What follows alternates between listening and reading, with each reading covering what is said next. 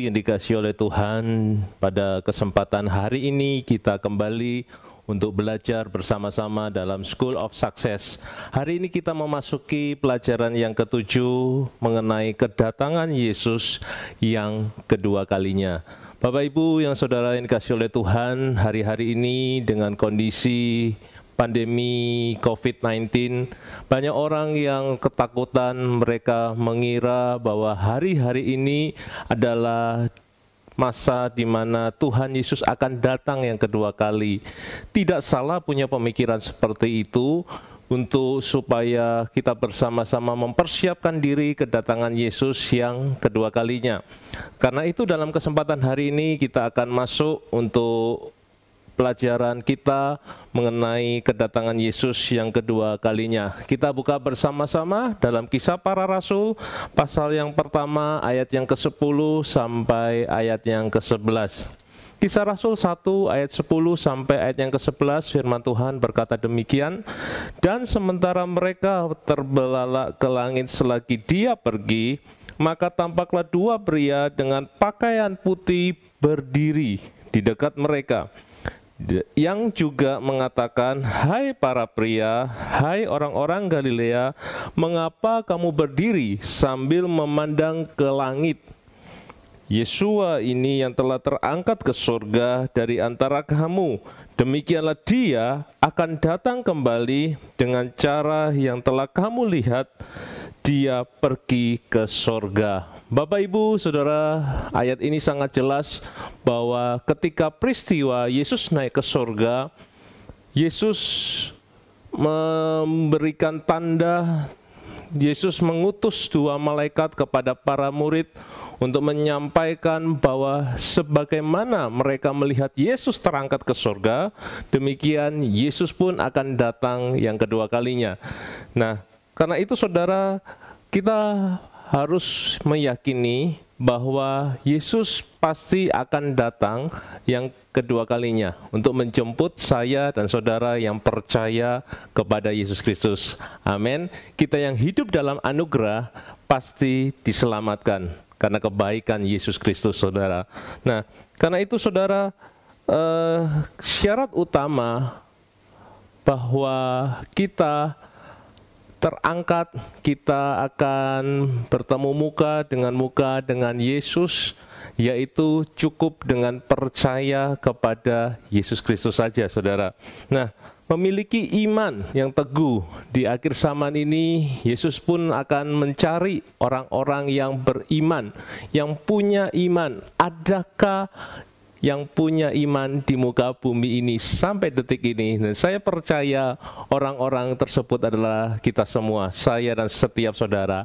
Amin. Nah, karena itu saudara, kalau kita membahas tentang kedatangan Yesus Kristus, tentunya ini adalah mata kuliah teologi, yaitu eskatologi. Namanya adalah eskatologi. Ayo kita belajar bersama-sama apa itu eskatologi. Nah, eskatologi itu berasal dari kata Yunani memakai kata eskatos. Eskatos artinya, saudara, akhir, dan logi yang artinya studi atau belajar sesuatu. Eskatos dan logi. Eskatos dan logos, saudara. Nah, eskatos itu artinya akhir, logos itu adalah mempelajari atau studi tentang sesuatu, ilmu, saudara. Nah, karena itu arti daripada eskatologi adalah ilmu teologi yang mempelajari tentang masa dan waktu akhir atau akhir zaman, saudara. Nah, di dalam kekristenan, eskatologi lebih mengarah kepada keadaan dan peristiwa-peristiwa menjelang kedatangan Yesus yang kedua kalinya, saudara. Bagaimana konsep kedatangannya dan bagaimana kehidupan setelah kedatangan Yesus Kristus untuk yang kedua kalinya menurut firman Tuhan. Nah, istilah eskatologi di dalam Bible, ayo kita lihat satu persatu. Nah, di dalam Yohanes pasal 6 ayat 39, Dikatakan demikian, dan inilah kehendak Bapa yang telah mengutus aku, supaya setiap orang yang telah Dia berikan kepadaku, aku tidak akan membinasakannya, melainkan aku akan membangkitkannya pada akhir zaman, saudara. Nah, saudara, istilah eskatologi memakai kata akhir zaman, itu yang pertama. Ya, yang kedua, saudara, Matius 7 ayat 22 berkata demikian, banyak orang akan berkata kepadaku pada hari terakhir itu, Tuhan, Tuhan, bukankah dalam namamu kami telah bernubuat, dan dalam namamu kami mengusir roh jahat, dan dalam namamu kami melakukan banyak mujizat, saudara. Nah, pada akhir zaman, kata eskatologi, tadi yang pertama menggunakan kata akhir zaman. Istilah eskatologi yang kedua, yaitu memakai kata hari terakhir, saudara.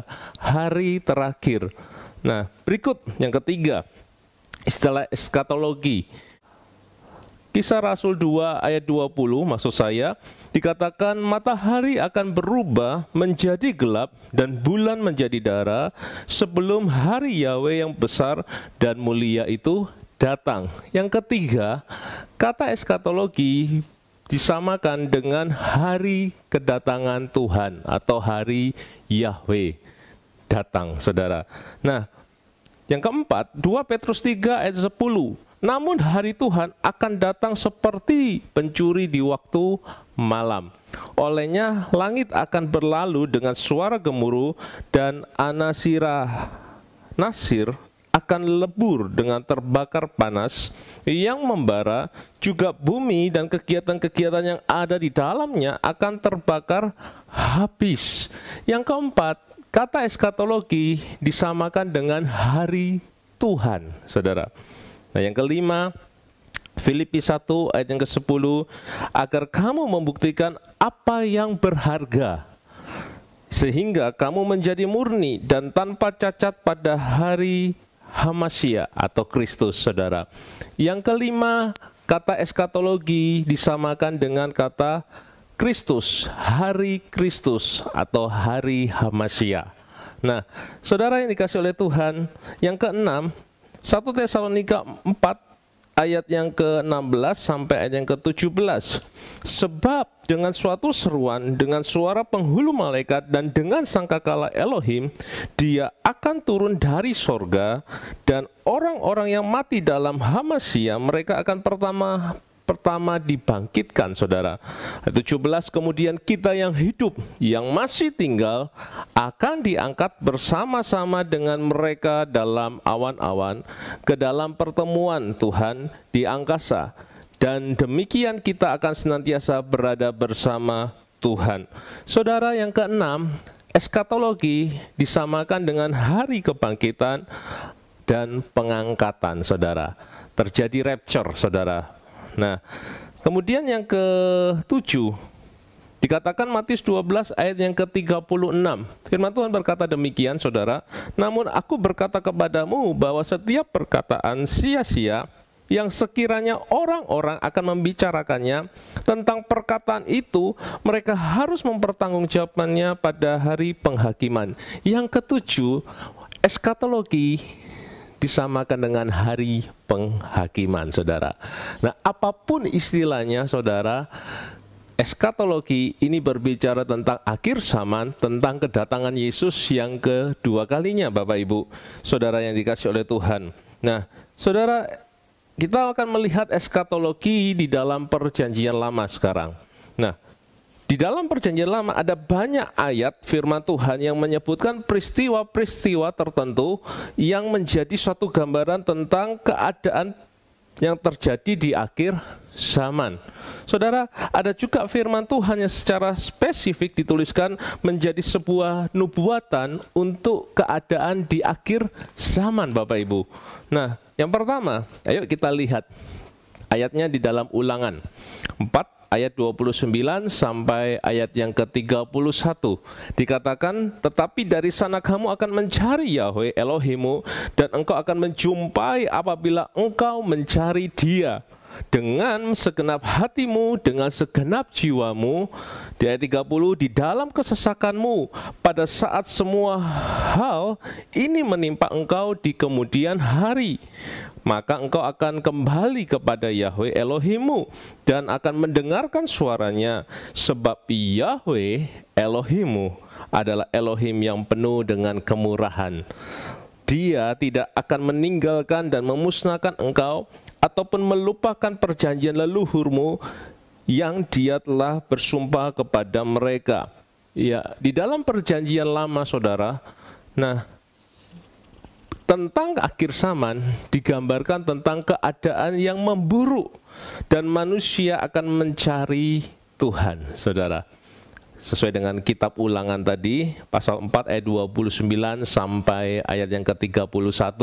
Nah, selanjutnya saudara, Yesaya 2 ayat 2 sampai ayat yang ketiga dikatakan, dan ini akan terjadi pada hari-hari terakhir, gunung bait Yahweh didirikan di atas puncak gunung-gunung dan akan ditinggikan di atas bukit-bukit. Segala bangsa akan berduyun-duyun ke sana. Ayat yang ketiga, dan banyak orang pergi dan akan berkata, datanglah dan kita naik ke gunung Yahweh, ke bait Elohim Yakub, dan Dia mengajar kita jalan-jalannya, dan kita berjalan di dalam jalan-jalan setapaknya. Saudara, sebab dari Sion akan keluar Taurat dan firman Yahweh dari Yerusalem. Yang kedua, saudara, perjanjian lama menggambarkan keadaan akhir zaman. Itu adalah terjadi pertobatan, terjadi penuaian yang besar. Amin. Saudara, di sana di masa-masa akhir zaman akan terjadi banyak tuaian besar, jiwa-jiwa yang diselamatkan di dalam Kristus Yesus. Setuju, katakan amin. Nah, karena itu saudara, di yang ketiga dikatakan di dalam Mika pasal 4 ayat 1 sampai 2. Namun pada hari-hari terakhir akan terjadi bahwa gunung bait Yahweh akan didirikan mengatasi puncak gunung-gunung. Dia akan ditinggikan lebih daripada bukit-bukit dan bangsa-bangsa akan datang berduyun-duyun kepadanya. Ayat 2, dan banyak bangsa akan pergi dan berkata, marilah, biarlah kita naik ke gunung Yahweh, ke bait Elohim Yakub, dan biarlah Dia mengajar kita jalan-jalannya. Biarlah kita berjalan di jalan-jalannya, sebab Taurat akan muncul dari Sion dan firman Yahweh dari Yerusalem. Saudara yang dikasih oleh Tuhan, yang ketiga di perjanjian lama menggambarkan satu peristiwa akhir zaman, yaitu dari rumah Tuhan akan keluar pengajaran, pewahyuan, hikmat yang baru. Amin. Saudara, yang keempat, saudara, perjanjian lama menggambarkan peristiwa akhir zaman yang bagaimana? Yeremia pasal 30 ayat yang ke-7, wahai alangkah hebat hari itu, sehingga tidak ada yang seperti itu. Dan inilah waktu kesusahan Yakub, tetapi dia akan diselamatkan darinya, saudara. Yang keempat, perjanjian lama menggambarkan peristiwa akhir zaman, yaitu terjadi masa-masa yang sukar, masa-masa yang sulit, dan penganiayaan besar bagi umat manusia, saudara. Nah, hal-hal semacam ini, saudara, kalau kita membaca di kitab Daniel, maka akan digambarkan sebuah penyiksaan yang sangat besar yang terjadi pada pemerintahan antikris, saudara. Nah, itu yang terjadi di dalam perjanjian lama. Lalu kita masuk perjanjian baru sekarang. Apa yang dikatakan perjanjian baru mengenai peristiwa kedatangan Tuhan? Eskatologi. Dalam perjanjian baru menuliskan dengan jelas keadaan yang terjadi di akhir zaman, kedatangan Yesus yang kedua kalinya, peristiwa yang kekal di dalam Yesus Kristus, saudara. Ayo kita lihat ayatnya. Yohanes 14 ayat 1 sampai ayat yang ketiga. Saudara, dikatakan, jangan biarkan hatimu digelisahkan. Engkau percaya kepada Elohim, percaya juga kepadaku, kata Yesus. Di dalam rumah Bapa-Ku ada banyak tempat tinggal, dan jika tidak, telah aku katakan kepadamu, aku pergi untuk menyediakan tempat bagimu. Dan jika aku pergi serta menyediakan tempat bagimu, maka aku datang lagi dan akan menjemput kamu kepadamu supaya tempat di mana aku berada, kata Yesus, kamu pun berada. Wow, saudara. Yang pertama, perjanjian baru menggambarkan peristiwa tentang akhir zaman yang bagaimana, saudara? Yang pertama adalah Yesus datang menjemput orang-orang percaya seperti saya dan saudara. Amin. Saudara, itu adalah yang digambarkan yang pertama di dalam perjanjian baru. Yang kedua, di Matius 24 ayat yang ke-35, apa yang dikatakan? Langit dan bumi akan lenyap, tetapi firmanku sekali-kali tidak akan lenyap. Saudara, yang kedua, perjanjian baru menggambarkan tentang kedatangan Tuhan, yaitu tentang adanya langit dan bumi yang baru. Ya, itu yang digambarkan yang kedua. Yang ketiga, di Matius 24 ayat 6 sampai ayat yang ke-7 dikatakan demikian, dan kamu akan segera mendengar peperangan dan berita-berita perang, perhatikanlah, janganlah takut, karena seharusnya semuanya itu terjadi, tetapi hal itu belumlah kesudahannya, karena bangsa akan dibangkitkan melawan bangsa, kerajaan akan melawan kerajaan, dan akan terjadi kelaparan dan wabah penyakit dan gempa bumi di berbagai tempat. Yang ketiga, perjanjian baru menggambarkan tentang akhir zaman, yaitu peristiwa peperangan yang besar, saudara. Peristiwa peperangan yang besar. Wah, saudara, nampaknya ketika kita mendengar hal ini, sepertinya kok serem banget, saudara. Tetapi itulah kenyataan yang akan terjadi di masa-masa akhir zaman, saudara. Nah, berbicara tentang kedatangan Yesus yang kedua kali sekarang. Berita tentang kedatangan Yesus itu bukan hoax. Berita tentang kedatangan Yesus yang kedua kali itu pasti akan terjadi, saudara. Dan dia akan datang kembali sebagaimana dia pernah datang untuk yang pertama kalinya. Saudara, banyak nabi menubuatkan tentang kedatangan Yesus yang pertama, dan itu sudah digenapi. Dan kemudian ada banyak nubuatan-nubuatan tentang kedatangan Yesus yang kedua kali, dan saya percaya itu pun pasti digenapi. Amin.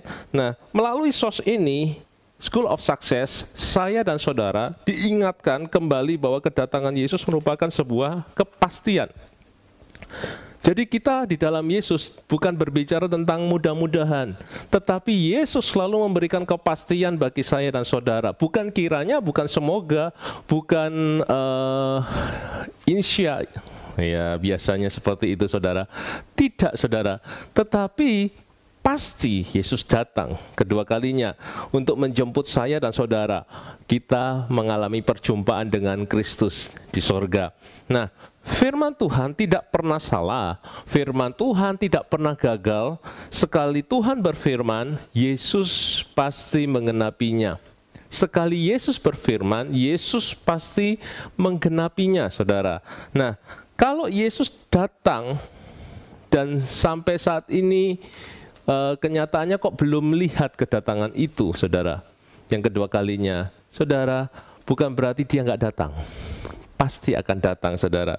Sebab dia bukan manusia yang dia berucap dan ia mengingkari, tetapi dia Yesus, dia Tuhan yang perkataannya patut kita percayai iya dan amin. Saudara, 1 Petrus 3 ayat 9 dikatakan demikian firman Tuhan, Tuhan tidak menunda akan janjinya, sebagaimana beberapa orang menganggapnya sebagai penundaan. Sebaliknya, Dia bersabar terhadap kita karena tidak menghendaki seorang pun binasa, melainkan supaya semua orang memperoleh pertobatan. Nah, ini dikatakan 1 Petrus 3 ayat yang ke-9. Nah, sebab firman Tuhan mengajarkan supaya kita tetap bersabar, menantikan, menunggu. Memang kalau kita disuruh menunggu itu membuat kita nggak sabar, saudara, membuat kita rasanya nggak tahan. Tetapi itulah yang Tuhan mau, supaya kita sebagai anak-anak Yesus yang bertekun kepadanya. Amin. Nah, saudara, kalau kita lihat di sini firman Tuhan mengajarkan kita untuk bersabar, percaya dengan iman kita tidak akan pernah disia-siakan iman kita oleh Yesus, saudara, diperhitungkan, amin. Dan Yesus pasti datang untuk menjemput kita semua. Tidak tahu kapan Yesus datang kedua kalinya. Ya, saudara, saya katakan bahwa mengenai kedatangan Yesus tidak satupun yang tahu mengenai waktu yang pastinya, saudara. Tetapi Yesus selalu memberikan tanda-tanda. Ya, Matius 24 ayat 36, namun mengenai hari dan saat itu tidak seorang pun mengetahuinya, bahkan para malaikat di sorga pun tidak, kecuali Bapakku saja, saudara. Nah, di sini bukan berarti Yesus tidak tahu, saudara. Dalam konteks ini Yesus berbicara sisi kemanusiaan Yesus. Tapi Yesus tahu, sebab Yesus dan Bapa Yahweh itu satu, saudara. Ya, kalau Bapa Yahweh tahu tentang kapan kedatangan yang kedua kali, Yesus pun pasti tahu. Tapi dalam konteks itu Yesus posisi sebagai manusia. Nah, sebelum Yesus Kristus datang kedua kali, Bible menceritakan tentang setiap yang percaya mengenai tanda-tanda kedatangannya, agar setiap orang percaya tidak disesatkan oleh pengajaran-pengajaran palsu, oleh nabi-nabi palsu, saudara. Dikatakan Matius 24 ayat yang ketiga sampai ayat yang kelima, firman Tuhan katakan, dan sementara dia duduk di atas bukit Zaitun, datanglah para murid kepadanya secara tersendiri, sambil berkata, katakanlah kepada kami, bila manakah hal-hal ini akan terjadi, dan apa tanda kedatanganmu dan akhir zaman itu. Ayat 4, dan seraya menanggapi, Yesus berkata kepada mereka, perhatikanlah, jangan seorang pun menyesatkan kamu, saudara. Yesus sudah memperingatkan, jangan mau kita disesatkan. Nah, ayat 5, sebab banyak orang akan datang atas namaku, kata Yesus, dengan mengatakan, akulah Kristus, dan mereka akan menyesatkan banyak orang. Yesus Kristus sudah pasti datang, tetapi untuk tanggal, jam, menit, detik tepatnya kita tidak ada yang tahu, saudara. Karena itu diharapkan semua kita anak-anak Yesus, kita mempersiapkan diri kita semakin bertekun di dalam iman kita, ibadah tetap ibadah, doa tetap doa, saudara. Itulah yang perlu saudara lakukan sebagai bukti bahwa saudara percaya kepada Yesus. Tetapi Yesus mengingatkan, jangan sampai kita disesatkan, jangan sampai kita dibuat salah oleh nabi-nabi palsu, saudara. Tetapi kita harus peka dengan tuntunan Roh Kudus, tentunya, saudara, yang memampukan kita untuk peka, itu dari Tuhan atau bukan, saudara. Nah, karena itu diharapkan sebagai orang-orang percaya hidup bergantung kepada tuntunan Dia, tuntunan Roh Kudus. Sebab Roh Kudus yang membawa saya, saudara, untuk bertemu dengan Yesus di sorga. Nah, Yohanes 16 ayat 13, namun bila mana roh kebenaran itu telah datang, dia akan memimpin kamu ke dalam seluruh kebenaran, karena dia tidak akan berbicara dari dirinya sendiri, melainkan apa saja yang telah dia dengarkan, dia akan mengatakannya, dia juga akan memberitakan kepadamu hal-hal yang akan datang, saudara. Nah, itulah peranan Roh Kudus pada masa kedatangan Yesus. Dia yang memberi iman, Roh Kudus yang memberi iman bagi setiap kita, saudara, untuk kita punya pengharapan, menantikan janji kedatangan Kristus yang kedua kali, dan Dia pun yang membawa kita untuk bisa sampai ke sorga karena Roh Kudus. Karena itu, saudara, kalau kita berbicara tentang ketritunggalan, Bapa Yahweh, Putra yaitu Yesus Kristus, Yeshua HaMashiach, Roh Kudus, Ruach HaKodes, saudara, tiga di dalam satu, saudara. Unity, ya, memakai kata ehad di dalam kata Ibraninya, ehad, bukan yakit, saudara. Ya, yakit itu bilangan satu, tapi tiga, satu, unity, ehad, saudara, terikat, tak terpisahkan, saudara. Nah, oke, itu bicara tentang topik yang lain tentang Tritunggal, saudara. Tetapi kita kembali tentang kedatangan Yesus Yang kedua, saudara, sikap orang percaya yang bagaimana untuk menanti kedatangan Yesus yang kedua kali. Dikatakan Yakobus 5 ayat 7-8, oleh karena itu, hai saudara-saudara, bersabarlah sampai kedatangan Tuhan. Lihatlah petani, dia menantikan buah yang terbaik dari bumi dengan bersabar. Dan atasnya sampai dia menerima hujan awal dan hujan akhir. Bersabar. Teguhkanlah hatimu karena kedatangan Tuhan sudah dekat, saudara. Yang pertama, sikap sebagai orang percaya menantikan kedatangan Tuhan. Tuhan pengen kita bersabar, saudara. Be patient, punya kesabaran. Amin. Yang kedua yaitu percaya. Yohanes 14 ayat 1, jangan biarkan hatimu digelisahkan. Engkau percaya kepada Elohim, percaya juga kepadaku, kata Yesus. Jadi sikap yang kedua sebagai orang percaya menantikan kedatangan Yesus, yaitu punya iman, percaya kepada Yesus. Amin. Dan yang ketiga yaitu Yohanes 14 ayat 2-3, di rumah Bapakku ada banyak tempat tinggal, dan jika tidak, telah aku katakan kepadamu, aku pergi untuk menyediakan tempat bagimu, dan jika aku pergi serta menyediakan tempat bagimu, maka aku datang lagi dan akan menjemput kamu kepadaku, kata Yesus, supaya di tempat aku berada, kamu pun berada. Yang ketiga, yaitu kita diharapkan untuk menjadi anak-anaknya yang bersuka cita, menantikan kedatangan Yesus Kristus. Selanjutnya, kita akan masuk di dalam tanda-tanda mengenai kedatangan Yesus yang kedua kalinya. Saudara, yang pertama, akan ada penyesatan yang besar. Dalam peristiwa kedatangan Yesus, firman Tuhan menyatakan ada penyesatan yang besar. Muncul nabi-nabi palsu, mengaku diri mereka sebagai juru selamat, sebagai Mesias, saudara. Matius 24 ayat 4-5, dan seraya menanggapi, Yesus berkata kepada mereka, perhatikanlah, jangan seorang pun menyesatkan kamu, sebab banyak orang akan datang atas namaku dengan mengatakan, akulah Kristus, dan mereka akan menyesatkan banyak orang, saudara. Jadi ada banyak orang yang menyesatkan. Itulah tanda-tanda mengenai kedatangan Yesus yang pertama. Yang kedua, terjadi peperangan dan gempa bumi. Saudara, ayatnya di mana? Semua tercatat dalam Matius 24, saudara. Ayat 6 sampai ayat yang ke-7, dan kamu akan segera mendengar peperangan dan berita-berita perang. Perhatikanlah, janganlah ketakutan.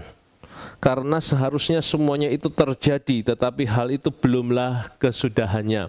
Yang ketujuh dikatakan, karena bangsa akan dibangkitkan melawan bangsa, kerajaan melawan kerajaan, dan akan terjadi kelaparan dan wabah penyakit. Saudara, akan banyak wabah. Ini COVID-19, ini adalah salah satunya, saudara. Dan nanti akan ada banyak wabah-wabah yang lain dan gempa bumi di berbagai tempat, saudara. Nah, inilah tanda yang kedua, terjadi peperangan, terjadi gempa bumi. Yang ketiga, terjadi penganiayaan secara besar-besaran. Menganiaya mereka yang mengikuti Yesus, mereka yang menjadi pengikut Kristus, Kristen, artinya pengikut Kristus, saudara. Iya. Matius 24 ayat 8, dan semua ini merupakan awal penderitaan. Ayat 9, kemudian mereka akan menyerahkan kamu ke dalam kesukaran, mereka akan membunuh kamu dan kamu akan dibenci oleh semua orang karena nama Yesus, saudara. Nah, itu tanda yang ketiga. Yang keempat, dikatakan matahari menjadi gelap dan bintang berjatuhan. Matius 24 ayat 29 sampai ayat yang ke-30. Dan segera sesudah kesukaran hari-hari itu, matahari akan menjadi gelap, bulan tidak akan memberi cahayanya, dan bintang-bintang akan berjatuhan dari langit, dan kuasa-kuasa langit akan digoncangkan. Saudara, jadi yang keempat, matahari menjadi gelap dan bintang berjatuhan. Tanda yang kelima, manusia mulai mencari perlindungan. Wahyu pasal 6 ayat yang ke-15. Dan raja-raja di bumi dan pembesar-pembesar dan orang-orang kaya dan perwira-perwira dan mereka yang berkuasa dan setiap hamba, setiap orang merdeka menyembunyikan diri ke dalam gua-gua di antara batu-batu gunung, saudara. Nah, mulai mencari perlindungan pada benda-benda, mulai cari perlindungan pada gunung-gunung, ya. Tetapi semua gunung penguasa manusia yang diandalkan di bumi ini akan lenyap oleh karena kuasa dari Yesus Kristus, saudara. Tidak ada yang kekal, tidak ada yang sanggup melindungi kita, saudara. Ketika kita berada di kolong langit ini, saudara, di bawah bumi. Nah, tidak ada satupun kita yang ada di bumi ini yang kita bisa rasakan keamanan yang pasti, yang kekal, saudara. Tidak ada, saudara. Keamanan hanya ada di dalam Yesus Kristus. Firman Tuhan berkata, hanya dekat Yesus saja saya dan saudara tenang. Amin. Sebab daripadanya lah keselamatan kita. Haleluya, saudara. Nah, karena itu, saudara, manusia mulai mencari perlindungan, mulai mencari pegangan-pegangan. Ya, puji Tuhan kalau kita punya pegangan Yesus Kristus, saudara. Kita mengandalkan Yesus Kristus. Nah, yang keenam, dikatakan Matius 24 ayat 14. Dan Injil Kerajaan ini akan diberitakan ke seluruh dunia sebagai kesaksian bagi semua bangsa dan kemudian akan datang kesudahannya, saudara. Tanda yang keenam yaitu Injil diberitakan ke seluruh bumi, ke seluruh bangsa, saudara. Nah, karena itu, saudara, bagi saudara yang rindu untuk Yesus segera datang yang kedua kalinya, ayo kita sama-sama memberitakan Injil supaya Injil boleh terdengar sampai ke pelosok-pelosok. Ya, semua orang mendengar tentang Yesus Kristus, saudara. Nah, itulah tanda tentang kedatangan Yesus yang kedua kali. Nah, sekarang kita berbicara tentang dunia orang mati, saudara. Tentang dunia orang mati. Kematian itu adalah suatu karya Tuhan. Semua kita pasti akan mengalami yang namanya kematian. Karena kita tidak ada yang kekal, saudara. Nah, kematian itu dianggap sebagai suatu hal yang misterius, yang tidak dapat diselami dengan akal pikiran manusia. Namun, kita akan mempelajari bersama-sama mengenai kematian dan keadaan di balik kematian berdasarkan firman Tuhan, saudara.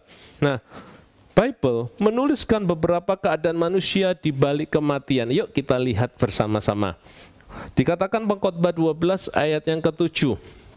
Firman Tuhan katakan demikian, maka debu akan kembali kepada tanah seperti yang telah ada dan roh kembali kepada Elohim yang telah mengaruniakannya, saudara. Nah, yang pertama, keadaan manusia di balik kematian, roh orang mati itu kembali kepada Elohim. Roh, ya, roh manusia, roh kecil. Huruf kecil, roh, R-nya huruf kecil, saudara, akan kembali kepada Elohim. Kenapa? Roh itu kepunyaan Elohim. Ya, roh akan kembali kepada Elohim. Nah, berikut keadaan orang mati yang kedua dikatakan apa? Dunia yang gelap. Dunia orang mati digambarkan adalah sebagai dunia yang gelap, saudara, yang merupakan tanpa kegiatan, tanpa ada sesuatu hal yang seperti kita lakukan hari-hari ini, saudara. Ayub 17 ayat 13 dikatakan gini, bila mana aku menunggu alam maut sebagai rumahku, aku telah membentangkan tempat tidurku di dalam kegelapan, saudara. Nah, itu yang kedua. Yang ketiga sekarang, digambarkan sebagai mana, saudara, tentang kematian itu?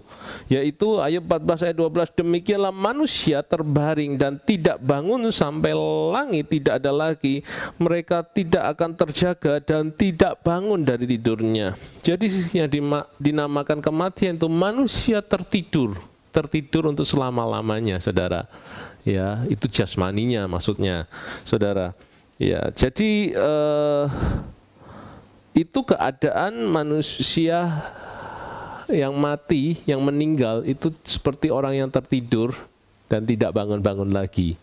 Nah, yang keempat, orang yang meninggal itu dikatakan apa? Tidak mengetahui apa-apa. Ya, jadi mulai hari ini jangan datang mendoakan orang mati, sebab orang mati itu enggak tahu apa-apa, saudara. Pengkhotbah 9 ayat 5, ayat 6, ayat yang ke-10, saudara bisa baca. Dikatakan gini, saudara, sebab orang yang hidup mengetahui bahwa mereka akan mati, tapi orang yang mati tidak mengetahui apa-apa, dan tidak ada lagi upah bagi mereka karena kenangan mereka telah dilupakan. 6. Juga kasih, kebencian, dan kecemburuan mereka sudah lenyap, dan tidak ada lagi bagian mereka selama-lamanya dalam segala yang dilakukan di bawah matahari. Ayat 10 dikatakan gini, saudara, segala yang tanganmu temukan untuk melakukannya, lakukanlah dengan kekuatanmu, karena tidak ada pekerjaan atau pertimbangan atau pengetahuan atau hikmat di alam maut, tempat yang kesana engkau tuju, saudara. Jadi orang meninggal itu tidak tahu apa-apa. Kalau ada orang minta pintar lalu datang ke kuburan, ke mbah ya, yang sudah meninggal, mbah aku minta kepintaran, saudara. Padahal orang yang sudah meninggal, firman Tuhan jelas mengatakan tidak tahu apa-apa. Ya, ini sekedar joke saja. Tahu-tahu mbahnya menjawab, aku saja nggak lulus SD kok nak, kok kamu minta pintar sama aku, saudara. Iya, kadang-kadang manusia itu dibodohi dengan hal-hal yang salah, saudara. Oleh karena itu, jadilah orang Kristen yang cerdas. Amin. Nah, Ayub 14 ayat 21 yang kelima, keadaan orang mati yang itu bagaimana, saudara? Anak-anaknya menjadi mulia dan dia tidak tahu. Mereka jatuh tetapi dia tidak menandainya, karena pikiran orang yang telah meninggal telah lenyap.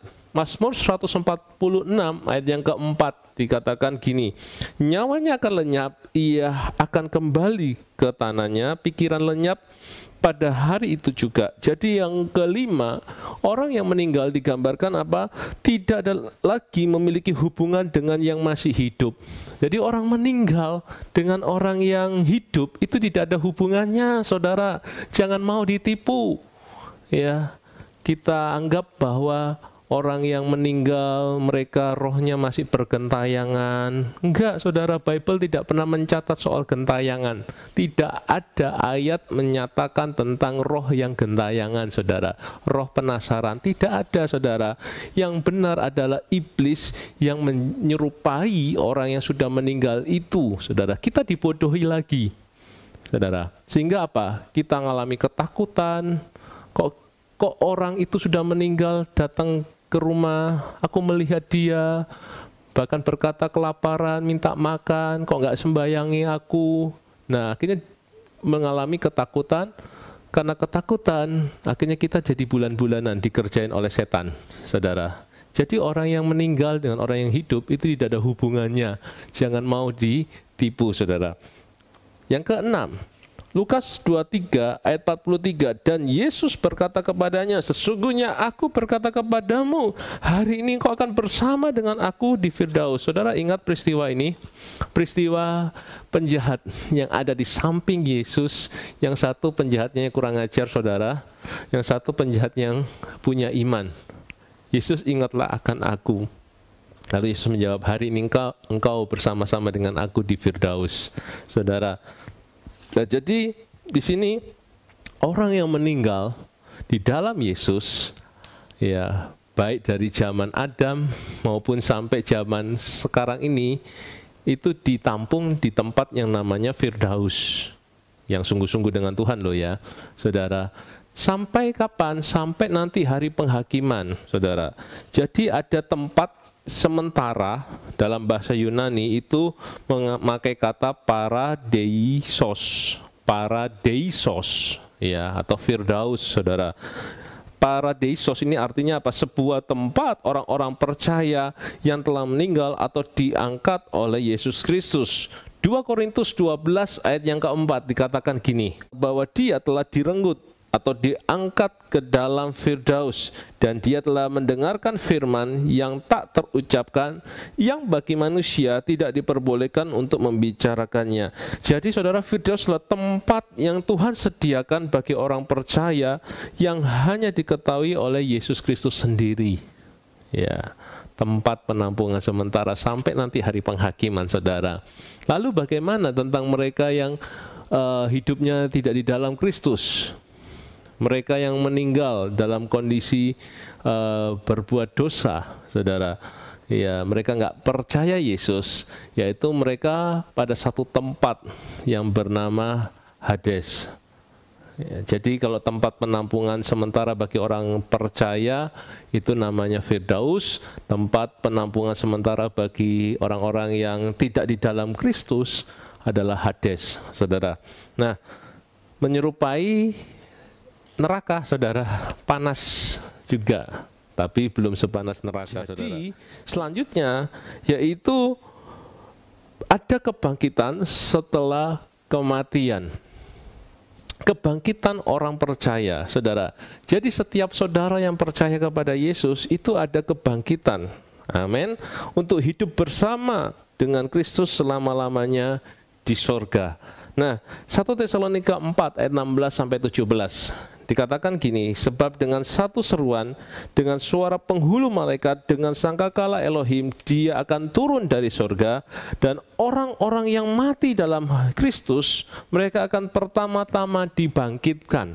17. Kemudian kita yang hidup, yang masih tinggal akan diangkat bersama-sama dengan mereka dalam awan-awan ke dalam pertemuan Tuhan di angkasa, dan demikian kita akan senantiasa berada bersama Tuhan, saudara. Jadi ada kebangkitan setelah kematian. Yang pertama adalah kebangkitan orang percaya, yang kedua adalah kebangkitan orang berdosa. Wah, kok orang berdosa bangkit lagi? Ya, gimana, saudara? Ayo kita lihat Ayub 21 ayat 30 sampai ayat 32.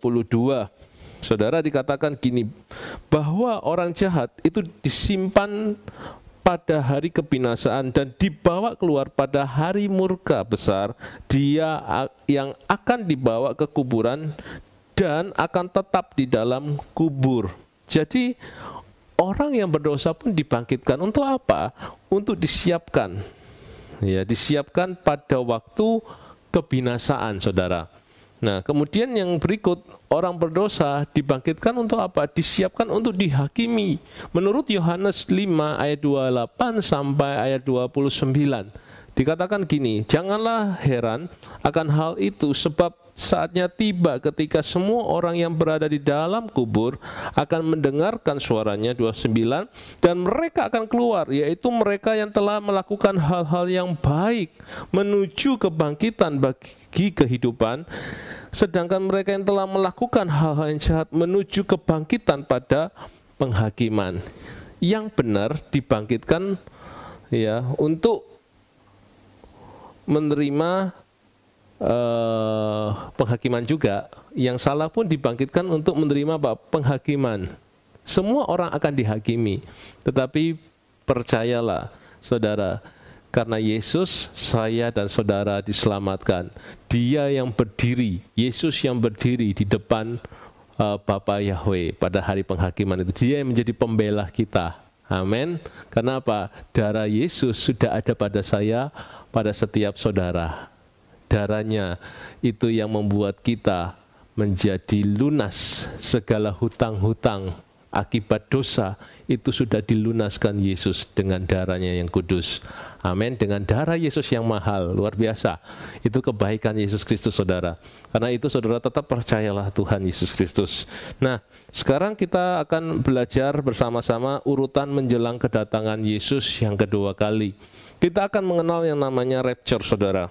Nah, ada pandangan mengenai pre-tribulation, yaitu sebelum masa aniaya besar. Ada pandangan mid-tribulation, di tengah-tengah masa aniaya besar. Ada pandangan mengenai post-tribulation, yaitu setelah masa aniaya besar, saudara. Nah, ini sebuah pengajaran teologi. Ada yang pre-tribulation, ada yang mid-tribulation, ada yang post-tribulation. Lalu gereja YHS yang mana? Percaya yang mana? Gereja YHS percaya tentang pre-tribulation, saudara. Nah, iman kita adalah sebelum terjadi masa kesukaran yang besar, penganiayaan yang besar, lebih baik kan kita terangkat. daripada kita ada di dalamnya, saudara, ngalami penyiksaan. Ya, memang sih ada peribahasa bersakit-sakit dahulu, bersenang-senang kemudian, saudara. Tapi kalau ada pilihan tidak mau sakit, langsung senang, kan lebih bagus pilih yang itu, saudara. Ya, jadilah sesuai dengan imanmu, apa yang kau imani terjadi. Nah, kita mengimani tentang pre-tribulation, saudara. Nah, dikatakan dalam Lukas 17 ayat 34 sampai 36, aku berkata kepadamu, pada malam itu akan ada 2 orang di atas satu tempat tidur, yang seorang akan diambil, yang lain akan ditinggalkan. 35, akan ada 2 orang yang sedang menggiling bersama-sama, yang seorang akan diambil, yang lain akan ditinggalkan. 36, akan ada 2 orang di ladang, yang seorang akan diambil dan yang lain akan ditinggalkan, saudara. Itulah peristiwa rapture, saudara. Yang diambil itu artinya mereka mengalami rapture, pengangkatan, saudara. Nah, kata pengangkatan dalam bahasa Yunani memakai kata harpazo, saudara, harpazo, yang artinya terangkat ke sorga. Nah, para teolog mendefinisikan tentang kata rapture ini adalah tentang karya Yesus di akhir zaman yang mengangkat atau meluputkan orang-orang percaya dari penderitaan atau masa kesusahan besar, saudara, sampai pada kehidupan kekal di sorga. Nah, karena itu, saudara, iman kita adalah tentang pre-tribulation. Ya. Berikut, kalau kita membahas tentang rapture, kita akan mengetahui bahwa Bible sendiri mencatat tentang peristiwa orang-orang percaya yang mengalami pengangkatan. Ya. Kejadian 5 ayat 24. Saudara ingat tokoh di Perjanjian Lama di kitab Kejadian pasal 5, siapa, saudara? Henok. Saudara, dikatakan ayat 24, Kejadian 5 ayat 24, dan Henok hidup bergaul dengan Elohim, kemudian dia tidak ada lagi karena Elohim telah mengangkatnya, saudara. Jadi orang yang pertama kali mengalami rapture atau pengangkatan itu adalah Henok, saudara. 2 Raja-Raja 2 ayat 11, dan terjadilah ketika mereka sedang berjalan dan berbicara, tampaklah sebuah kereta yang berapi dengan kuda yang berapi datang dan memisahkan keduanya. Lalu Elia naik dalam angin badai ke surga. Saudara, orang yang kedua yang mengalami pengangkatan selain Henok di 2 Raja-Raja adalah Elia. Elia naik kereta berapi, saudara. Nah, yang ketiga, Markus 16 ayat 19, dikatakan kemudian sesungguhnya setelah berbicara dengan mereka, Tuhan terangkat ke surga dan dia duduk di sebelah kanan Elohim. Yang ketiga adalah Yesus Kristus sendiri yang mengalami pengangkatan, saudara. Dan selanjutnya nanti siapa? Saya dan saudara yang percaya kepada Yesus. Amin. Saudara, itu yang dikatakan mengenai rapture bagian pertama. Yang kedua, apa kata firman Tuhan mengenai rapture atau pengangkatan, saudara? Nah, Yesus Kristus hanya mengangkat orang-orang yang percaya. Sekali lagi, Yesus Kristus hanya mengangkat orang-orang yang percaya. Saudara bisa membaca di 1 Tesalonika pasal 4 ayat 14 sampai ayat 18, saudara. Ya, di situ dijelaskan bagaimana Yesus mengangkat orang-orang yang percaya. Saudara, orang yang percaya itu diluputkan dari kesengsaraan besar. Ya, di 1 Tesalonika 5 ayat 9 sampai ayat yang ke-11, saudara. Dan Mazmur 16 ayat 10 dikatakan gini, karena engkau tidak akan meninggalkan jiwaku dalam alam maut, engkau tidak akan membiarkan orang kudusmu melihat kebinasaan. Nah, saudara, itu yang kedua. Orang percaya seperti saya dan saudara itu akan diluputkan dari kesengsaraan besar, masa aniaya besar, saudara. Yang ketiga, proses pengangkatan hanya terjadi sekejap mata, saudara. Apa maksudnya sekejap mata? Seperti saudara sedang mengedipkan mata saudara. Iya. Peristiwa itu akan terjadi demikian, saudara. Matius 24 ayat 27 sampai ayat 31 ayat 27 saja saya bacakan. Sebab sebagaimana kilat memancar dari timur dan bersinar sampai ke barat, demikian pula lah kedatangan Anak Manusia akan terjadi. Lompat ya, ayat 31. Dikatakan, dan dia akan mengutus para malaikatnya dengan bunyi sangkakala yang membahana, dan mereka akan mengumpulkan orang-orang pilihannya dari keempat penjuru mata angin, dari ujung langit sampai ujungnya, saudara. Jadi peristiwa itu, pengangkatan seperti sekejap mata, seperti kita sedang mengedipkan mata, saudara. Di 1 Korintus 15 ayat 51 sampai ayat 53 itu, saudara, dikatakan gini, 51, lihatlah, dan aku mengatakan sebuah misteri kepadamu, sesungguhnya kita tidak akan meninggal semuanya, tetapi kita semuanya akan diubah. 52, dengan seketika, perhatikan, dalam sekejap mata, pada sangkakala terakhir, sebab sangkakala akan berbunyi dan orang-orang mati akan dibangkitkan dengan tubuh baka dan kita akan diubahkan. 53, sebab seharusnya yang fana ini mengenakan kebakaan, yang tunduk pada kematian ini mengenakan keabadian. Nah, jadi proses terjadinya pengangkatan itu sangat cepat, seperti kilat yang menyambar, saudara. Terjadi sekejap mata. Ya, itu yang dikatakan. Yang keempat, peristiwa pengangkatan, saudara. Tentang peristiwa pengangkatan, itu disamakan dengan penyingkiran. Wahyu 12 ayat 6, kemudian lompat ayat 14.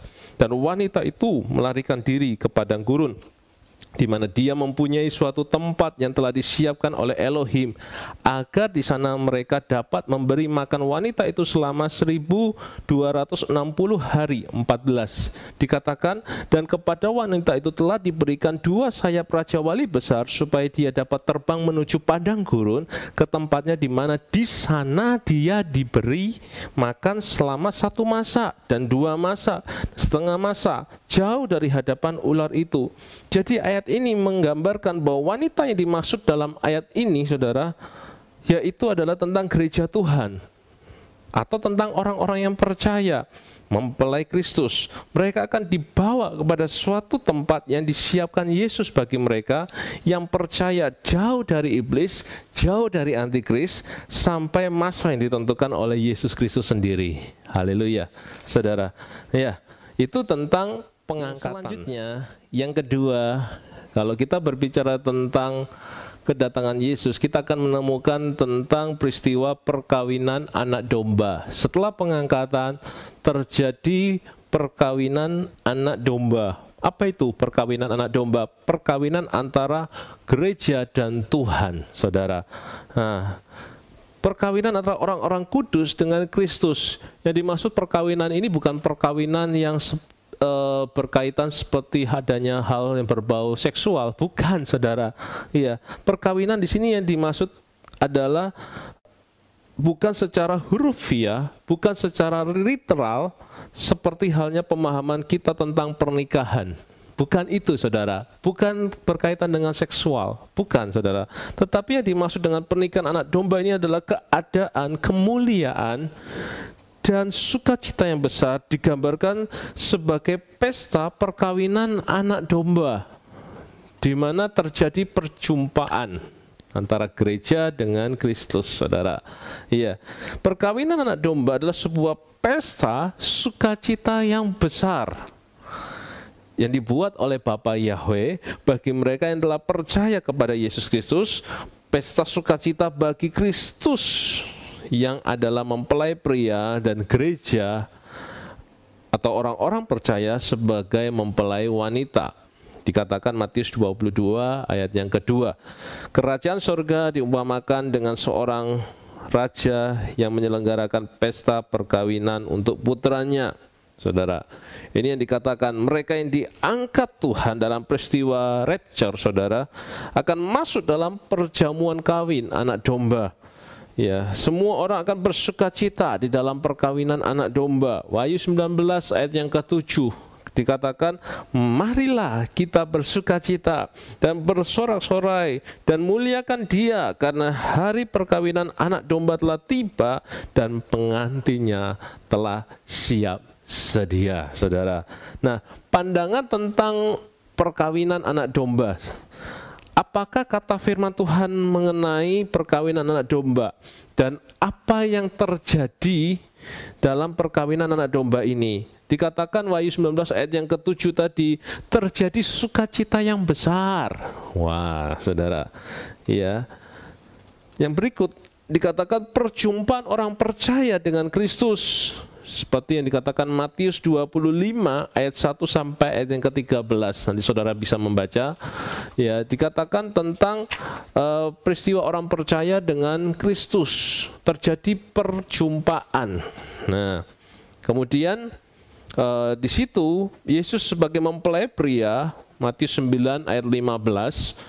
Dan Yesus berkata kepada mereka, tidaklah mungkin para pengiring mempelai berduka cita selama mempelai pria berada bersama mereka. Namun harinya akan tiba ketika mempelai pria telah diambil dari mereka, dan pada waktu itu mereka akan berpuasa, saudara.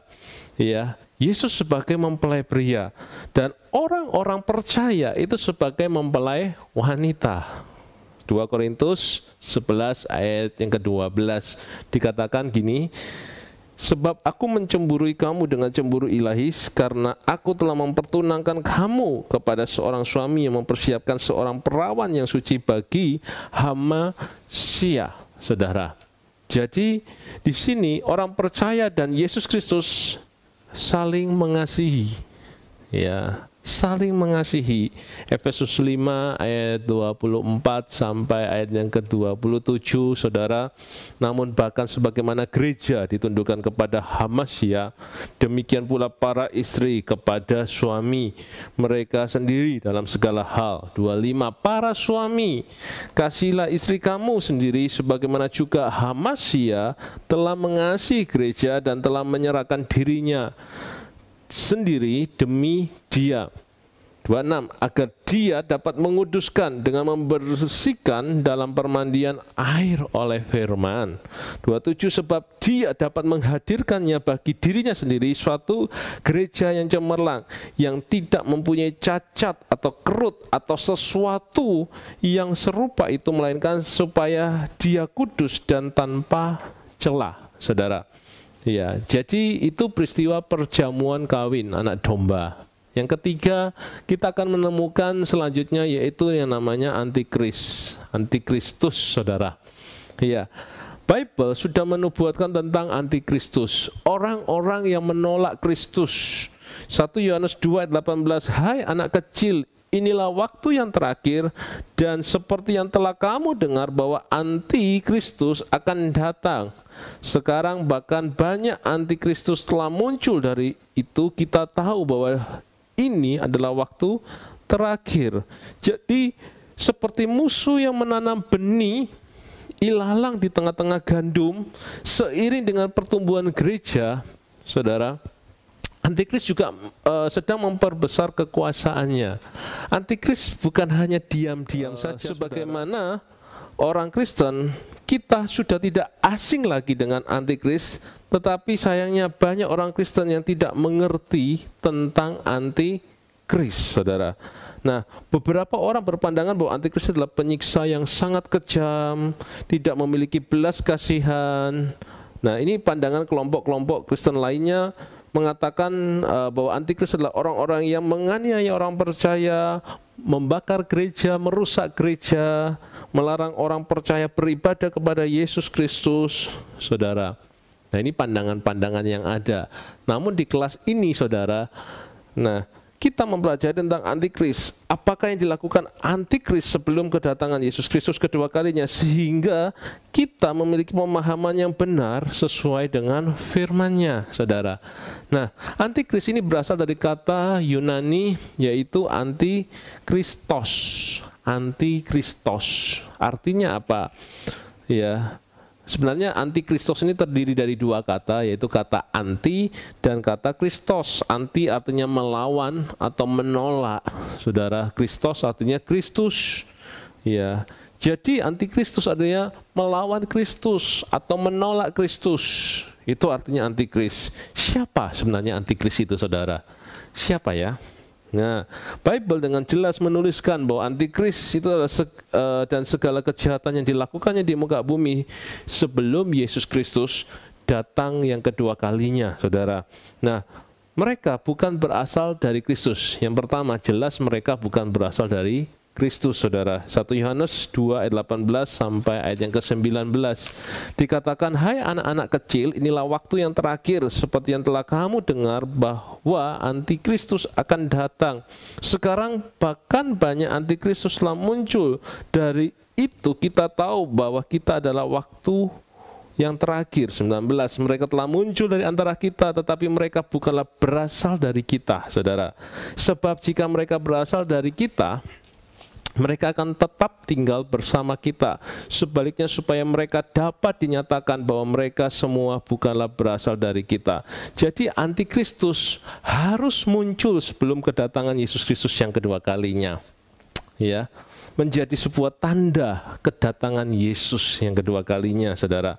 Antikristus sudah ada sekarang, tapi memang belum kita lihat secara langsung, saudara, belum menyatakan dirinya secara langsung. Tapi kan kita semua ketahui bersama-sama bahwa antikris, orang-orang yang menolak Kristus kan sudah ada toh, saudara.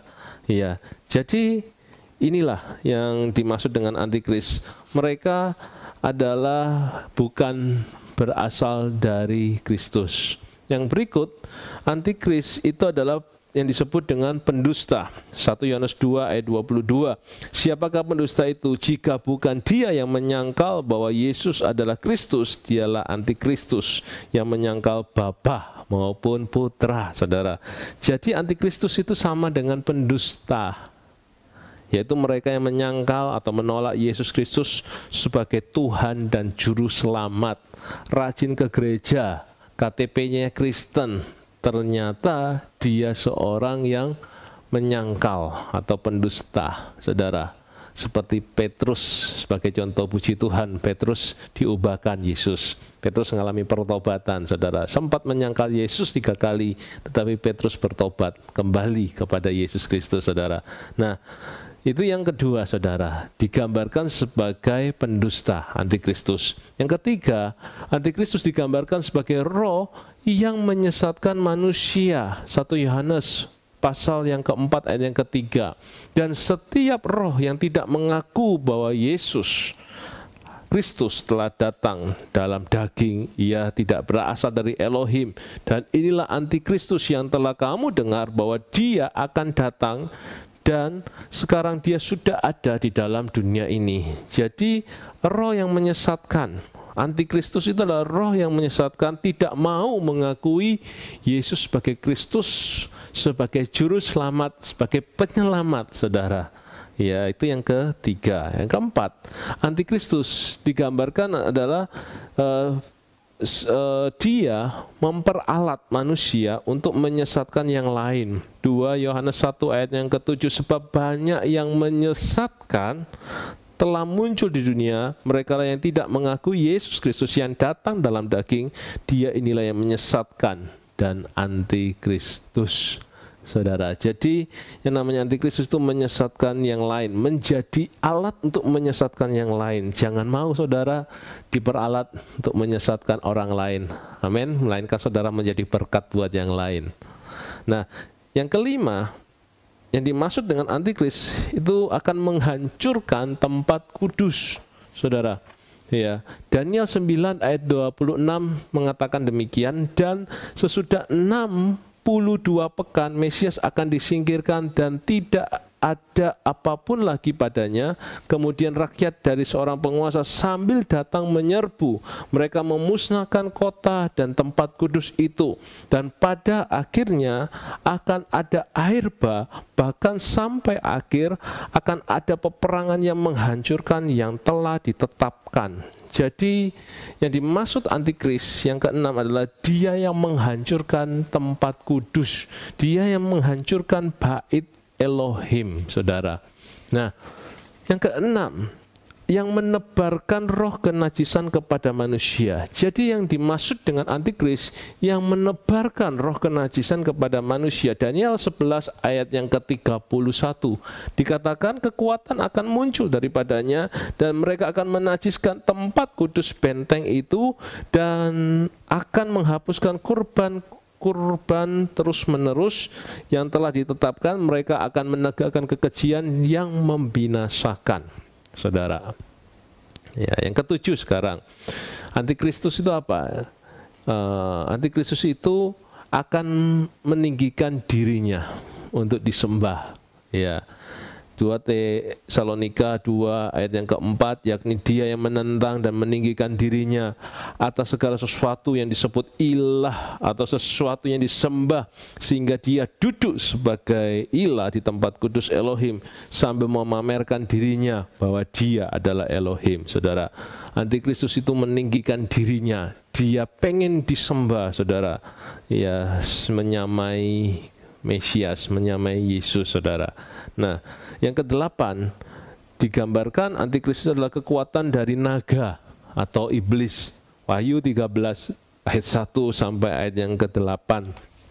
Saudara, ya di situ sangat jelas tentang binatang buas. Ya, di ayat 4 saya bacakan, dan mereka menyembah naga yang telah memberi wewenang kepada binatang buas itu. Mereka juga menyembah binatang buas itu dengan berkata, siapakah yang serupa binatang buas ini? Siapakah yang akan mampu berperang dengannya? Saudara, yang 5, dan kepadanya diberikan sebuah mulut yang berkata besar, dan hujatan kepadanya diberikan wewenang untuk melakukan selama 42 bulan. Saudara, nah seterusnya saudara baca sampai ayat yang ke-8, ayat 9. Nah, saudara, jadi antikris digambarkan sebagai naga. Karena itu saudara, jangan suka mengkoleksi barang-barang yang bergambar naga, saudara. Karena naga itu gambaran dari iblis. Ya, jadi jangan suka mengkoleksi gambar naga, bahkan bikin tato naga, saudara. Ya, itu gambaran iblis. Yang ke-9, yang dimaksud antikris adalah kekuatan untuk menyesatkan. Ya, Matius 24 ayat 24, sebab Kristus palsu dan nabi-nabi palsu akan dinubuatkan untuk muncul, dan mereka akan memberi tanda-tanda yang dahsyat dan keajaiban-keajaiban sehingga mereka menyesatkan, bahkan jika mungkin mereka yang terpilih, saudara. Jadi yang namanya antikris itu menyesatkan. Ya.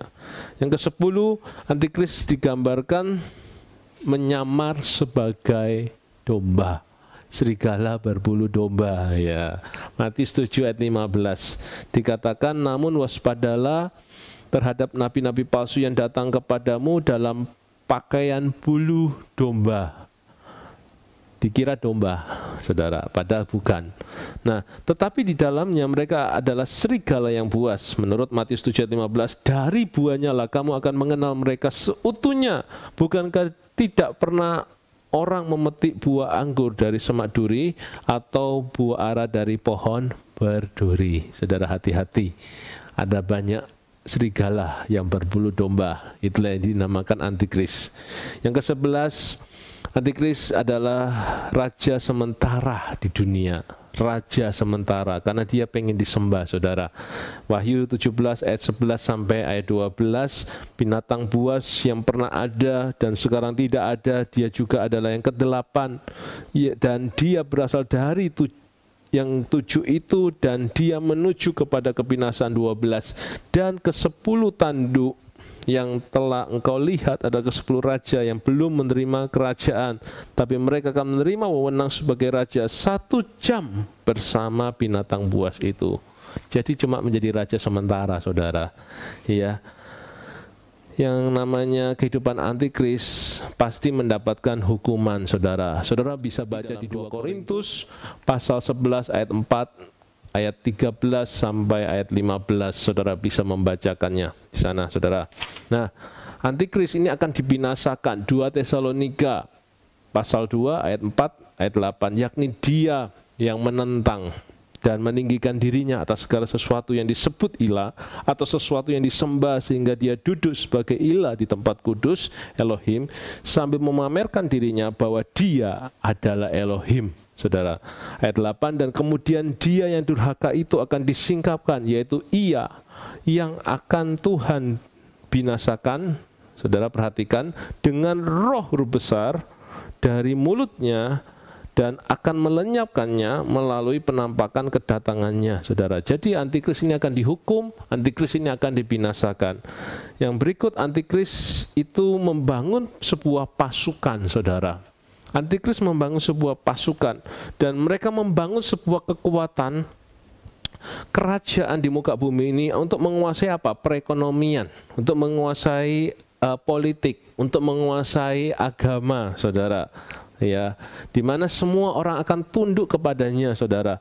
Nah, di masa-masa itu, saudara, kita akan juga mengenal namanya Perang Harmagedon, saudara. Apa itu Perang Harmagedon?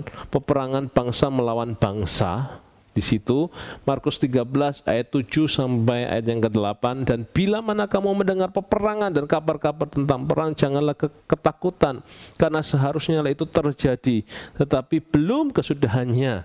Ayat 8, sebab bangsa akan bangkit melawan bangsa dan kerajaan melawan kerajaan, dan akan terjadi gempa bumi di berbagai tempat, dan akan terjadi kelaparan dan kekacauan. Inilah awal penderitaan, saudara. Ya, jadi nantinya akan terjadi perang Harmagedon. Antikris membangun sebuah pasukan, saudara. Dan tentunya Tuhan Yesus sendiri juga memiliki bala tentara sorgawi, yaitu para malaikatnya, orang-orang kudusnya. Ya, di situ akan terjadi peperangan, saudara. Nah, lambang antikris itu 666. Nah, sudah tidak asing lagi, saudara, mengenai lambang 666. Nah, lambang ini dikaitkan dengan antikris atau tanda orang-orang yang tidak percaya, yang menolak Yesus, saudara.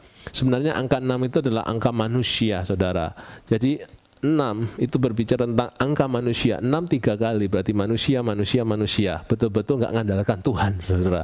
Kalau saudara hidup tidak mengandalkan Tuhan, berarti saudara 666. Ya, artinya saudara hidup secara daging, hidup menurut maunya sendiri, tidak mau dipimpin oleh Tuhan Yesus, nggak mau dipimpin oleh Roh Kudus. Ayo, kita sama-sama biarlah dalam kesempatan hari ini memberi diri kita untuk dipimpin oleh Yesus Kristus selalu. Amin.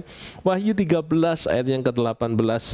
Inilah hikmat itu, siapa yang memiliki pengertian biarlah dia menghitung bilangan binatang buas itu, karena itu adalah bilangan seorang manusia. Saudara perhatikan, ini bilangan seorang manusia, dan bilangannya adalah 666. Saudara, firman Tuhan mengatakan agar setiap kita bisa memperhatikan bilangan 666, karena ini adalah lambang dari antikris atau binatang atau iblis, saudara. Ya, angka 666 adalah meterai dari antikristus.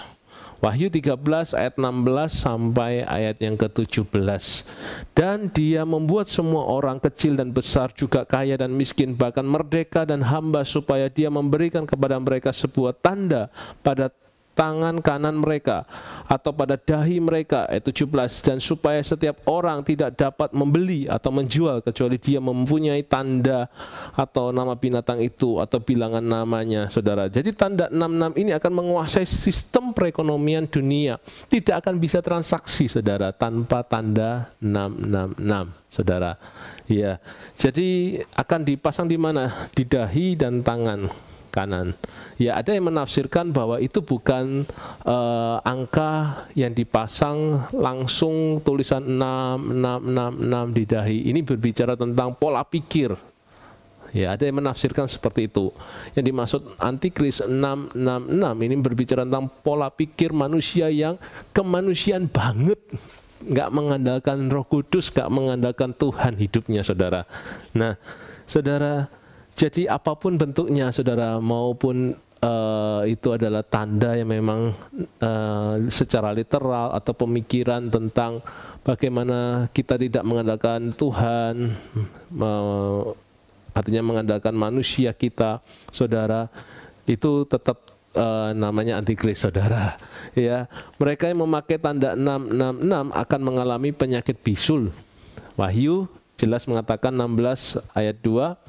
Wahyu 16 ayat 2, dan yang pertama pergi dan menumpahkan cawannya ke atas bumi, dan terjadilah borok yang buruk dan jahat pada manusia, dan mempunyai tanda binatang buas itu, dan mereka akan menyembah kepada patung atau berhala, saudara.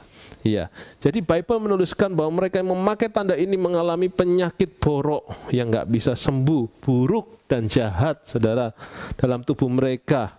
Iya, jadi mau apa itu bentuknya, mau berupa barcode kek, mau berupa angka 666, ya intinya jangan pernah mau menerima tanda itu, baik itu di dahi atau di tangan kanan, saudara. Ya, itu tanda dari antikris. Selanjutnya kita membahas tentang Harmagedon. Dalam kekristenan kita juga tidak asing lagi dengan namanya Harmagedon. Perang Harmagedon ini tadi kan sempat disebutkan bahwa peperangan antara bangsa melawan bangsa, saudara. Nah, di sini sebenarnya yang dimaksud perang Harmagedon adalah peperangan antara antikris dan iblis serta antek-anteknya melawan Kristus, saudara. Ya, Harmagedon ini sebenarnya nama sebuah gunung yang berada di wilayah Palestina atau Israel. Dalam penulisan Ibrani, kata Harmagedon terdiri dua kata, saudara. Yang pertama adalah kata Ar, ya, dan Magedon atau Magido, saudara. Nah, kata Ar ini berarti gunung atau bukit. Nah, kata Magedon atau Magido itu berarti lembah di wilayah Palestina yang menjadi tempat peperangan terakhir, saudara. Kalau saudara ke Israel, di situ ada satu lembah yang ditunjukkan namanya lembah Magido, saudara. Wahyu 16 ayat 16 mencatatnya, dan dia mengumpulkan mereka di tempat yang disebut dalam bahasa Ibrani Harmegido atau Harmagedon, saudara. Menurut banyak tafsiran, Harmagedon ini akan menjadi tempat peperangan terbesar yang belum pernah terjadi di dalam sejarah dunia, saudara. Peperangan ini bukanlah peperangan bangsa melawan bangsa saja, bukan hanya suku melawan suku saja, tapi semua bangsa yang menolak Yesus Kristus sebagai Tuhan akan bersatu bersama-sama dengan antikristus yang dipimpin oleh iblis untuk berperang melawan Yesus Kristus dan orang-orang kudusnya, saudara. Nah, Yesaya 61 ayat 2, untuk memberitakan tahun rahmat Yahweh dan pembalasan Elohim kita untuk menghibur semua yang berduka. Jadi peperangan Harmagedon ini seringkali juga disebut sebagai hari pembalasan Yahweh terhadap orang-orang yang tidak percaya, antikris dan iblis di dunia, saudara. Nah, perang Harmagedon ini kasih karunia atau anugerah sudah tidak berlaku bagi mereka yang akan binasa, karena dalam masa anugerah ini bagi manusia sudah habis waktunya. Nah, jadi tidak ada lagi yang namanya pertobatan, saudara. Hari ini belum terjadi Harmagedon. Ini adalah kesempatan kita semua untuk bisa bertobat. Ayo. Nah, yang terjadi dalam peperangan Harmagedon, apa yang terjadi, saudara? Perang Harmagedon ini disebut sebagai hari pembalasan Yahweh, saudara. Nah, kepada siapa? Kepada orang yang tidak percaya, kepada iblis, kepada antikris, saudara. Nah, menurut Wahyu 16 ayat 1 sampai 21 akan muncul bisul yang jahat kepada antikris, saudara. Itulah hukuman bagi mereka. Ya, itulah penganiayaan, pembalasan Yahweh kepada mereka yang tidak di dalam Kristus, yang menolak Kristus Yesus sebagai Tuhan dan Juru Selamat. Saudara, siapa yang berperang di Harmagedon? Yang sering menjadi pertanyaan bagi kita, siapa yang akan berperang dalam peperangan Harmagedon, saudara? Ya, Yesus Kristus yang akan berperang melawan seluruh bangsa yang tidak percaya, yang sudah disesatkan, melawan antikris dan nabi-nabi palsu. Wahyu 19 ayat yang ke-11. Nah, seluruh malaikat mengikuti Yesus untuk berperang. Wahyu 19 ayat 13 sampai ayat 14, saudara.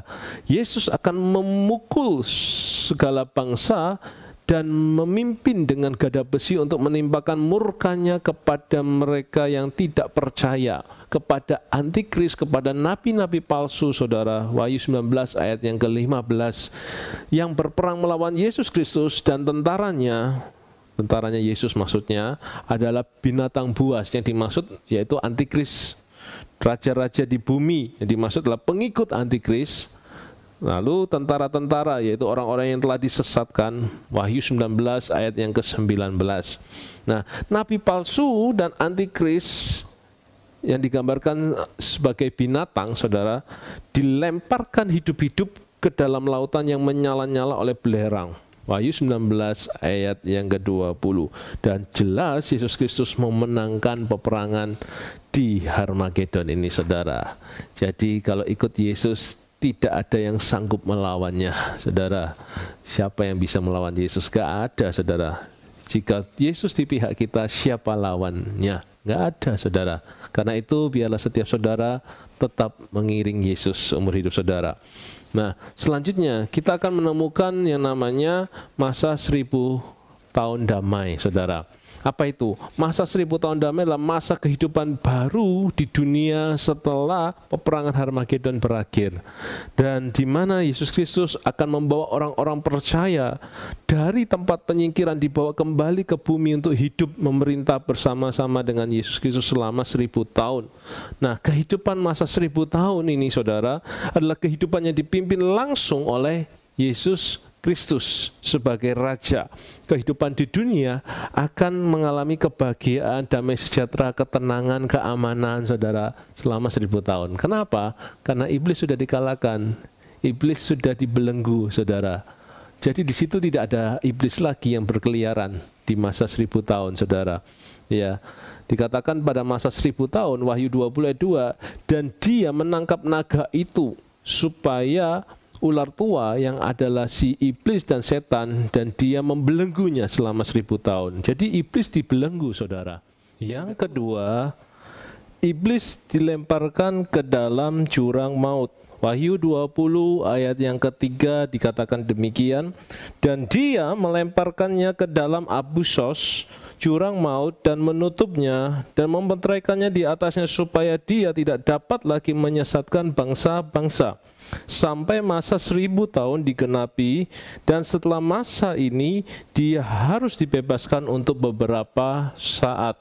Iya, dalam bahasa Yunani, Abu Sos itu artinya jurang maut, saudara, yang tidak dapat diukur atau dijangkau oleh manusia dari tempat penyiksaan sementara.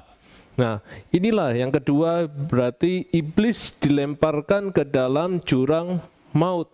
Itu yang terjadi pada masa 1000 tahun.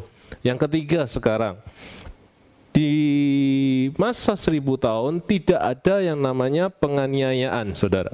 Nah, saudara, kalau selama ini ada hal-hal yang kurang baik yang kita alami, ada hal-hal kesukaran-kesukaran yang kita jalani, saudara, di masa 1000 tahun itu tidak ada namanya penganiayaan, kesukaran. Karena apa? Karena antikris, nabi palsu, sudah dilemparkan ke dalam lautan api yang dinyalakan oleh belerang. Nah, yang keempat, di masa 1000 tahun tidak ada penyesatan lagi. Ya, karena apa? Semua nabi palsu dan penyesat sudah dibelenggu dan dilemparkan ke dalam lautan api yang dinyalakan oleh belerang. Dan yang kelima, yang terjadi pada masa 1000 tahun damai, Yesus memerintah sebagai Raja.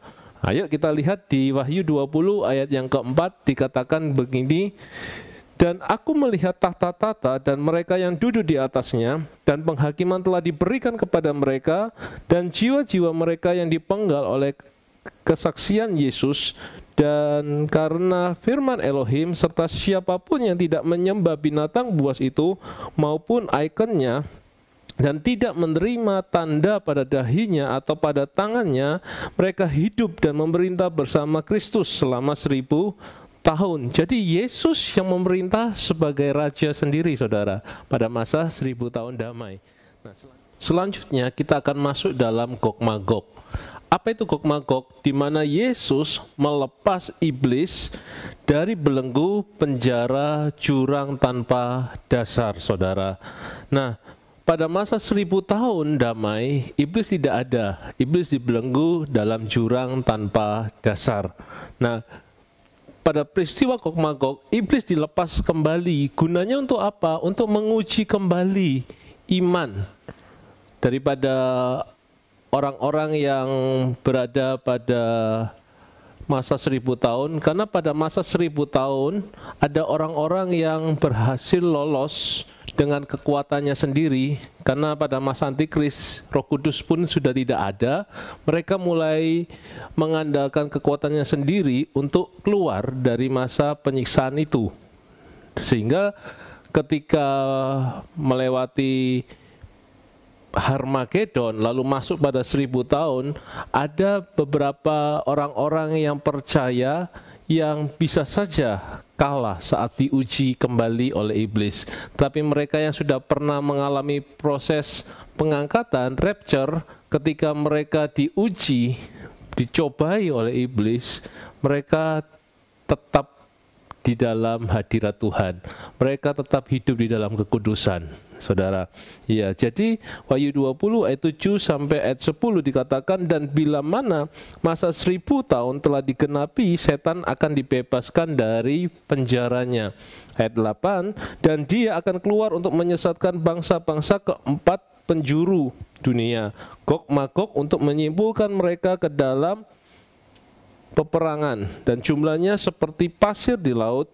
Dan naiklah mereka ke atas dataran bumi, mereka mengepung perkemahan orang-orang kudus dan kota yang dikasihi itu. Dan turunlah api dari Elohim dari langit dan menghanguskan mereka. Ayat 10, dan si iblis yang menyesatkan mereka dilemparkan ke dalam lautan api dan belerang, tempat binatang buas dan nabi palsu itu berada, dan mereka akan disiksa siang dan malam untuk selama-lamanya, saudara. Nah, itulah peristiwa Gog Magog, saudara, untuk kembali menguji iman, apakah mereka tetap di dalam Kristus atau mereka kalah, saudara, imannya mulai luntur. Nah, lanjut. Kita masuk di tata putih, saudara. Tata putih adalah tata pengadilan Yesus Kristus, di mana setiap manusia yang sudah meninggal maupun yang mengalami pengangkatan akan menghadapi yang namanya tata putih atau tata pengadilan Kristus. Tata putih atau tata pengadilan Kristus adalah penghakiman terakhir, sebuah penentuan terakhir mengenai siapa yang akan masuk dalam kehidupan kekal di sorga dan siapa yang akan masuk dalam kematian kekal di neraka, saudara. Nah, Kisah Rasul 10 ayat 42 mengatakan demikian, dan dia memberi perintah kepada kami agar mengkhotbahkan kepada umat dan bersaksi sungguh-sungguh bahwa dialah yang telah ditunjuk oleh Elohim sebagai hakim atas yang hidup dan yang mati, saudara. Semua yang mati, yang hidup akan dikumpulkan, dihakimi sesuai dengan perbuatan mereka. Wahyu 20 ayat 13, dan laut menyerahkan mereka yang mati dari dalamnya, dan maut serta alam maut menyerahkan mereka yang mati dari dalamnya. Dan mereka masing-masing dihakimi sesuai dengan perbuatan-perbuatan mereka. Nah, inilah yang terjadi di tata putih, saudara, atau tata pengadilan Kristus. Nah, apa kata firman Tuhan mengenai tata putih atau tata pengadilan Kristus? Tata putih adalah tempat di mana semua manusia akan diadili, saudara. Nah, di sini tempat manusia yang baik dan yang jahat, antikris dan iblis akan diadili, dihakimi menurut kehidupan mereka masing-masing. Yesus Kristuslah yang menjadi hakim atas semuanya itu, saudara. Nah, pengadilan Kristus menurut Roma 14 ayat 10 sampai 12, akan tetapi mengapa engkau menghakimi saudaramu? Atau mengapa pula engkau memandang rendah saudaramu? Sebab kita semua akan berdiri di hadapan tata pengadilan Kristus. Di ayat 11, sebab telah tertulis, aku hidup, Yahweh berfirman, sehingga setiap lutut akan bertelut kepadaku dan setiap lidah akan mengaku kepada Elohim. Nah, maka selanjutnya setiap orang dari kita akan memberikan pertanggungjawaban mengenai dirinya kepada Elohim. Nah, memberikan pertanggungjawaban kepada Elohim itu di mana? Pada waktu tata putih, saudara. tata pengadilan Kristus, di mana setiap orang akan berdiri di hadapan Kristus, setiap mereka satu persatu akan dihakimi menurut perbuatan masing-masing. Nah, semua manusia akan dihakimi. Ibrani berkata di pasal 9 ayat 27, dan sebagaimana ditetapkan atas manusia untuk mati satu kali, dan sesudah itu penghakiman, semua manusia yang sudah meninggal maupun hidup akan dihakimi, saudara. Jadi tidak ada satupun yang lolos dari pengadilan Kristus. Nah, semua akan menghadap Yesus Kristus. 2 Korintus pasal 5 ayat yang ke-10. Sebab seharusnya lah kita semua dinyatakan di hadapan tata pengadilan Kristus, supaya masing-masing dapat menerima hal-hal melalui tubuh sesuai dengan apa yang telah dia lakukan, entah baik ataupun buruk, saudara.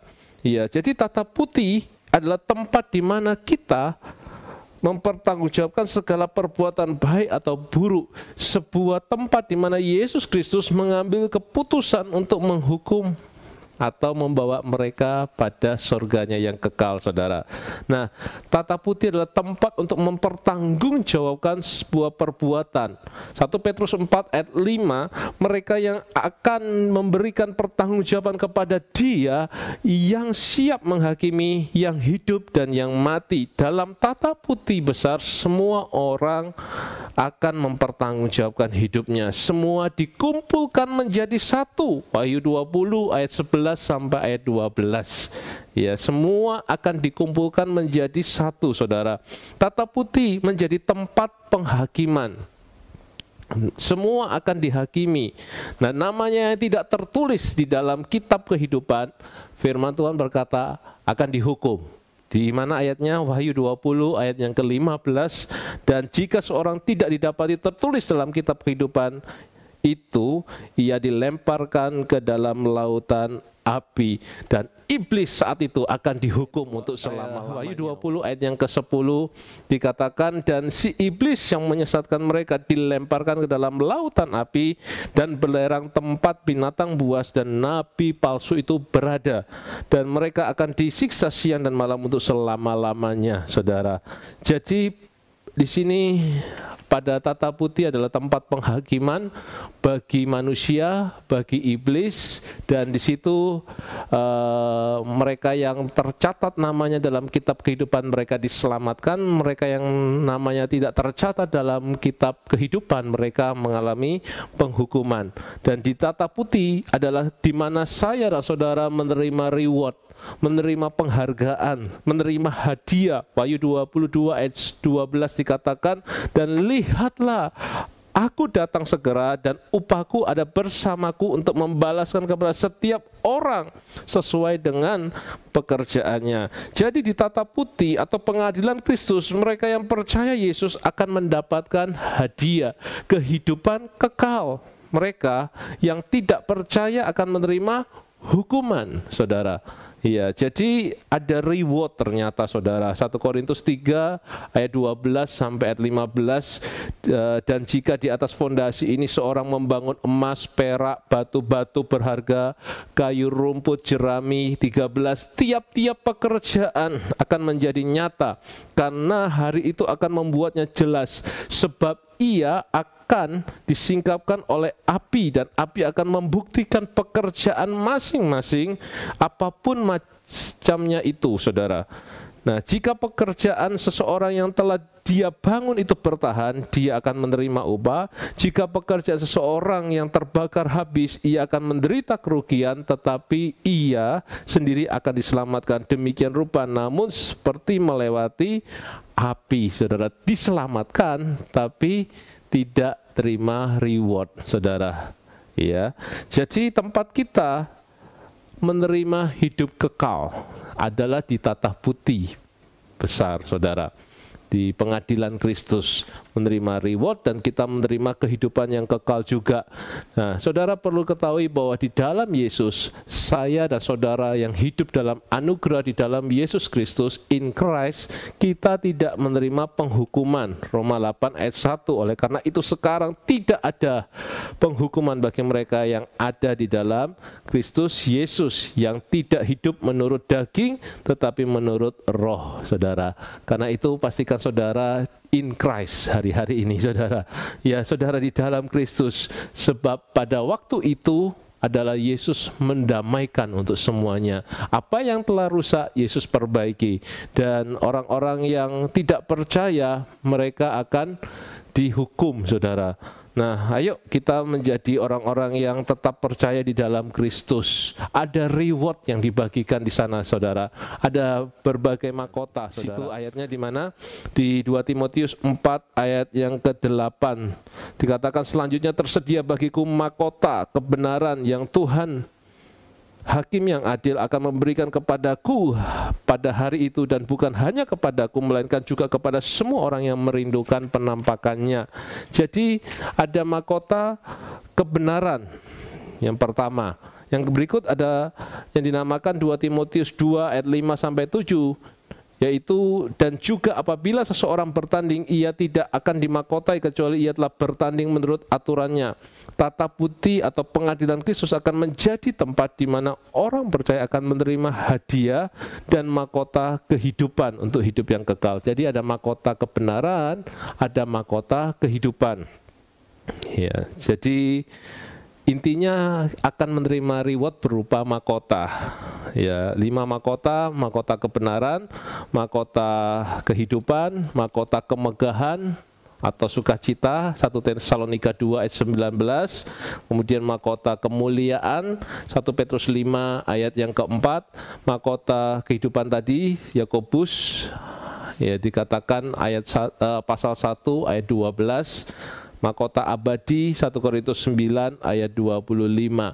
Dan setelah itu, saudara, akan terjadi langit dan bumi yang baru, saudara. Langit dan bumi yang lama dibinasakan, yang telah rusak digantikan dengan langit bumi yang baru. Saat itu Tuhan menciptakan langit bumi yang baru dan ibu kotanya adalah Yerusalem baru.